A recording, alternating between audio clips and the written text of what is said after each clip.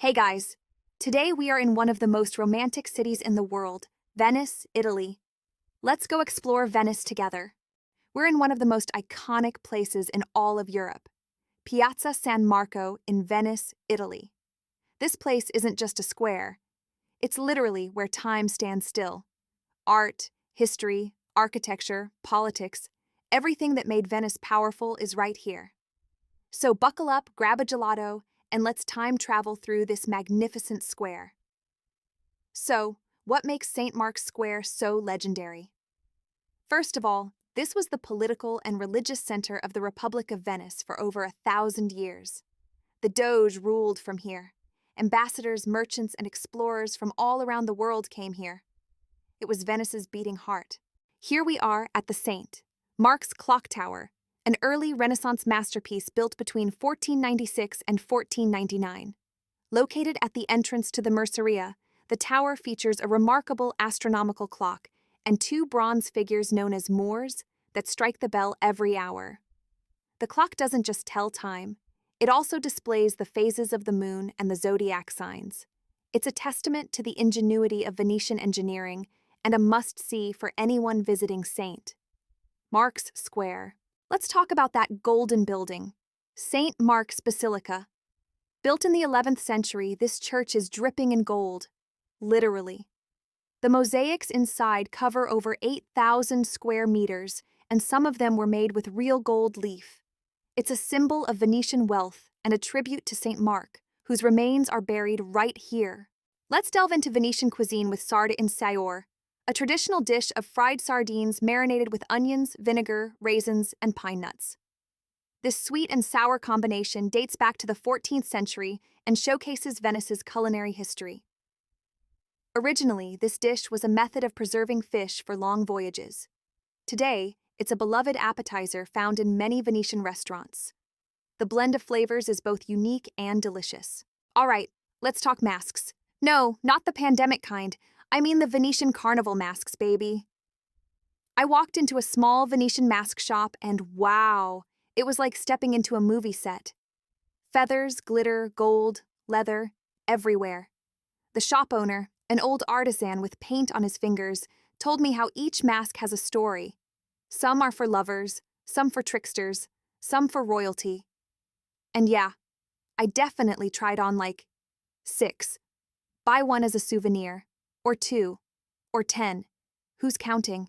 Now let's go to the Doge's palace. Long ago, Venice was ruled by a man called the Doge. He lived and worked here. This building is very beautiful with white and pink stones. Inside, you can see big rooms, secret halls, and old prisons. You can even walk across the Bridge of Sighs, where prisoners saw Venice for the last time before going to jail. And we're standing on the iconic Rialto Bridge, the oldest and most famous bridge spanning the Grand Canal in Venice. Built between 1588 and 1591, this stone arch bridge replaced earlier wooden versions that had collapsed multiple times. Designed by Antonio da Ponte, its construction was considered so audacious that some predicted it would fall. But here it stands, over 400 years later, as a testament to Venetian engineering. The bridge has always been more than just a crossing point.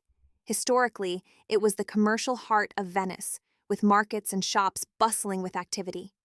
Even today, the bridge is lined with shops, and it's a perfect spot to capture the essence of Venetian life. So, grab your camera and soak in the views. Another classic is Fegato alla Veneziana, a dish featuring thinly sliced calf's liver sautéed with onions and often deglazed with white wine. It's a staple in Venetian households and restaurants. The sweetness of the caramelized onions balances the rich flavor of the liver, creating a harmonious dish that's both hearty and satisfying. Pair it with polenta for an authentic Venetian meal. Next up, we stopped by Campo Erberia. It's this open-air market right by the Grand Canal. Fresh fruits, vegetables, fish, herbs, and the smell? Like someone bottled Italy and sprayed it everywhere. Locals were bargaining, tourists were taking pictures, and I was somewhere in the middle, holding a fig and pretending I live here. Perfect place to grab picnic stuff, or just vibe with a coffee. Welcome to the Grand Canal, Venice's main waterway, stretching about 3.8 kilometers in a reverse S shape through the city. It's lined with over 170 buildings, most of which were constructed between the 13th and 18th centuries. The canal is a bustling thoroughfare, with vaporettos, gondolas, and water taxis navigating its waters. As you glide along, you'll pass by stunning palaces, churches, and bridges, each telling a story of Venice's rich history. It's like floating through a living museum. So, hop on a gondola or a vaporetto and experience the magic of Venice from the water. Okay, let me tell you something. This dish might look weird at first. It's black, like really black. But don't let the color fool you. Risotto al Nero di Seppia is one of the most delicious and elegant dishes in Venetian cuisine. It's made with rice, garlic, white wine, and squid ink. Yes, the actual ink from a squid. Sounds wild, right? But when it's done right, it's creamy, rich, and has this deep ocean flavor that just hugs your soul. I had it at a little trattoria near the canal, and I swear I nearly licked the plate. All right, bookworms, this one's for you. Welcome to Libreria Acqua Alta, literally translated as Bookstore of High Water. And yes, the name says it all. This place was opened in 2004 by Luigi Frizzo, and it's probably the quirkiest bookstore on the planet. Because Venice floods so often, the owner had a brilliant idea. Store the books inside bathtubs, waterproof bins, and even a full-sized gondola. Yes, inside the store. There's even a staircase made entirely of old books. Climb to the top, and you get a picture-perfect view over a quiet canal. And did I mention the cats? There are cats lounging on piles of Hemingway and Dante. It's chaos, but cozy chaos. If you love books, stories, or just weird little corners of the world, this place is heaven. Hidden in a small square is San Salvador Church, and let me tell you, it's quiet, humble, and absolutely stunning. I stepped in to escape the crowd and ended up staring at a painting by Titian for 15 minutes.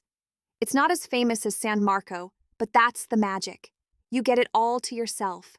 Peaceful, sacred, and very Instagrammable too. Welcome to Murano, the island renowned for its glass-making heritage.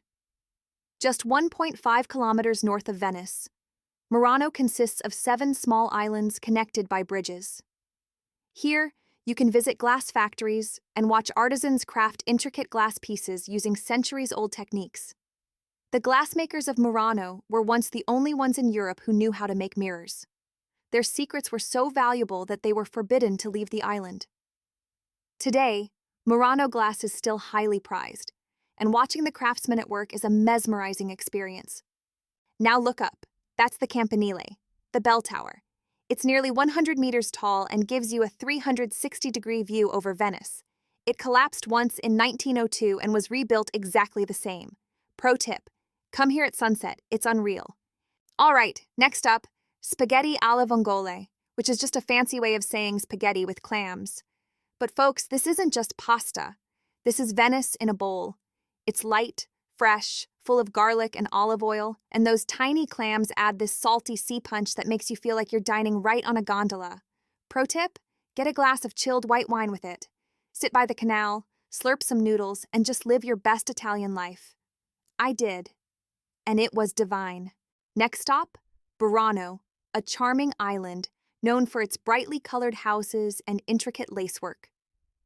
Located about 45 minutes by Vaporetto from Venice, Burano offers a peaceful escape with its vibrant streets and artisan shops.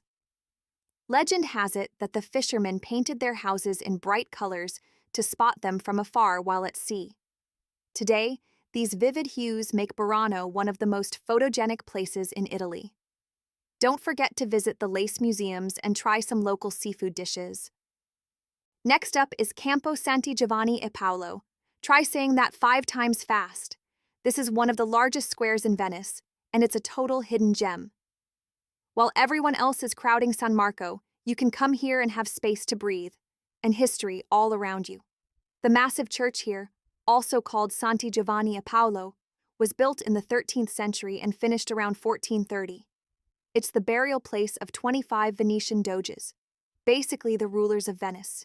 It's quiet, majestic, and the kind of place where you feel small in the best way.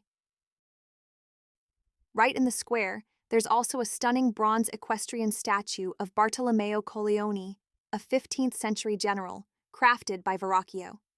Locals read newspapers here. Kids kick soccer balls. You sit, sip espresso, and time slows down. After all this walking, let's have a coffee. Caffè Florian is one of the oldest cafes in the world. It opened in 1720. Many famous people came here, like Lord Byron and Casanova. You can sit outside, drink coffee, and listen to live music. It's a bit expensive, but the experience is amazing. And finally, the little plaza that stole my heart, Campo Santa Maria Nova. Tucked away in the Cannaregio district, this square is tiny, peaceful, and so full of charm it feels unreal. Right at the edge of the square is the beautiful church of Santa Maria dei Miracoli, one of the best preserved Renaissance churches in Venice.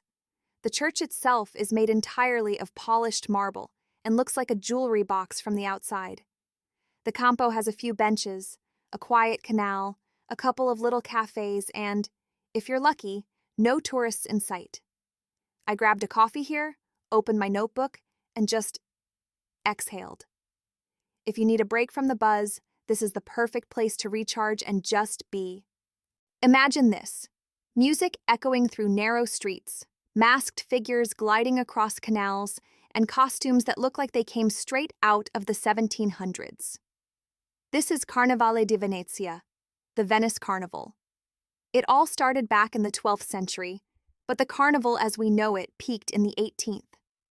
People wore masks to hide their identity, so no one knew who was rich, poor, male, female. Everyone was equal. A citywide game of mystery. The most iconic masks? Definitely the white bauda, the long-nosed plague doctor, and all those feathered, sparkly headpieces that scream drama. During Carnival, Venice turns into a giant open-air stage. St. Mark's Square becomes the heart of the party, with parades, shows, and masked balls.